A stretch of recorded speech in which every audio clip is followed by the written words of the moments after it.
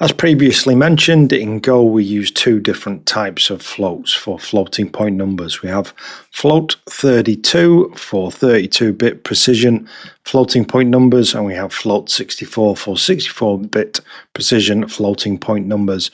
So you might be thinking, well, why do we need to have two? So it's probably not essential to have two, but they just help with some of these use cases which we mention here.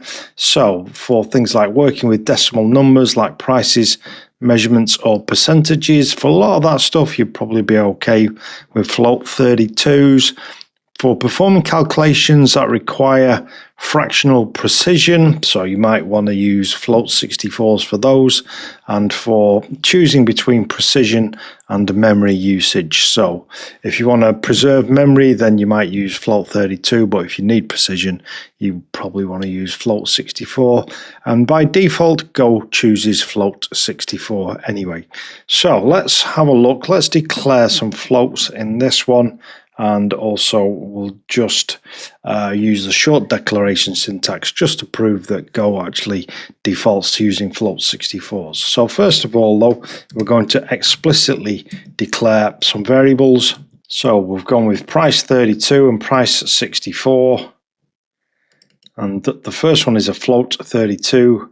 And the second one is a float64. I've deliberately kept them to just a low number of decimal places, and when we print these out, you'll see there's no actual difference or no visible difference between the two values. So if you print these using go run main.go, as you can see, they both look the same. Because like I say, for very simple numbers here with just a couple of decimal places, they will look the same for that kind of thing. How about if we use the short declaration syntax? So if we say temperature equals 22.5, well, this should default to a float64. How do I prove that? So here we're going to use a different string function. We're going to use printf. So format printf, and using this we can actually print its type. So with printf you can do a little bit more. You can inject variables into strings, but you can also use something called a format verb to do things like getting the type. And so here the way that we're going to get the type is we pass temperature as a second argument, but instead of injecting that into this string for printf, which is often something which you will do, by using the %t format verb, what it will do is instead it will tell us the type for this temperature variable, and we should see float64. Let's go and run this. Okay, so there's our first two variables, but then for this third one, the inferred type, the type for the temperature variable defaults to float64. So using printf, we create this string as the first argument, and then as the next argument or the next arguments, we can use the variables. And what you will do with printf is often you'll inject, or that variable will get injected into the string, but because we've used a format verb here, the %t instead will actually look at this variable and get its type and print its type instead. So we should see the type for this, and like I say, Go should default to a float64. Let's run this. Okay, so as you can see here, there are our first two variables that we looked at, but for the third one, inferred type, we've got the type of this temperature variable, and Go is telling us that it's a float64. Okay, so let's have a look at precision then. So here, because we use these simple numbers, we didn't see any difference. Let's have a look at a scenario where you do. Okay, so I'm declaring two variables. The first one is a float32, the second one is a float64, but you'll see that the numbers are both the same, 0.12 blah blah blah all the way up to 9. But when we actually go to print these out, you'll see that the small 32 variable loses precision and it gets rounded up early, so it doesn't preserve all of these trailing decimals. Let me show you what I mean by that. Okay, so as you can see, the float64 is a longer number, but the float32 has actually been rounded up when we print it out. So that's one thing to be aware of when you're using float32s.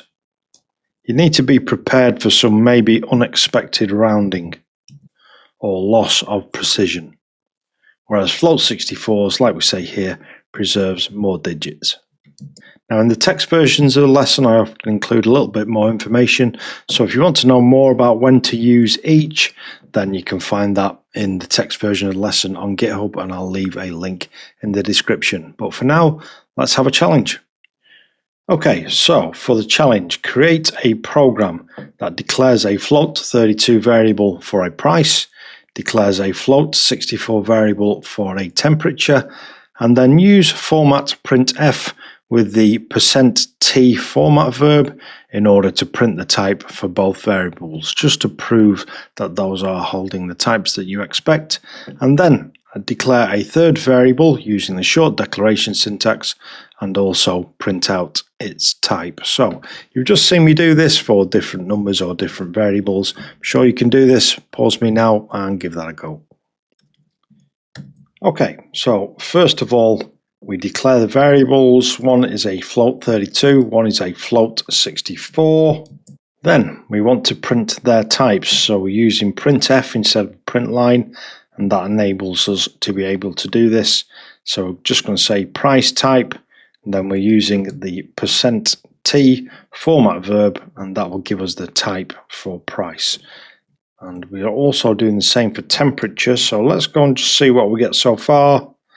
Okay, so it's telling us that the price is a float32, temperature is a float64, and you'll find this really handy, by the way, when you're checking types in the future or in your code. This is just one way of doing it, and I like doing it like this because you can add a little bit of extra string context if you're debugging lots of different values.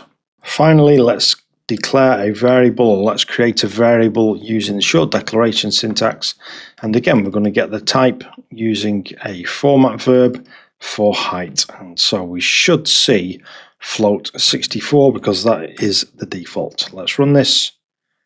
Okay, so price float32, temperature float64, and height float64. Okay, how did you get on with that? Hope you managed to have a go at the challenge and hope you succeeded. Now that we understand floats a little bit better, then it's really going to help us when we go to convert different types into floats to perform certain functionalities. Hope you enjoyed this one. Give the video a like and make sure you subscribed. Like I said previously, you can find this lesson in text version on GitHub. And if you have a friend which is learning Go, why not tell them about Go Bytes? Let's all learn together.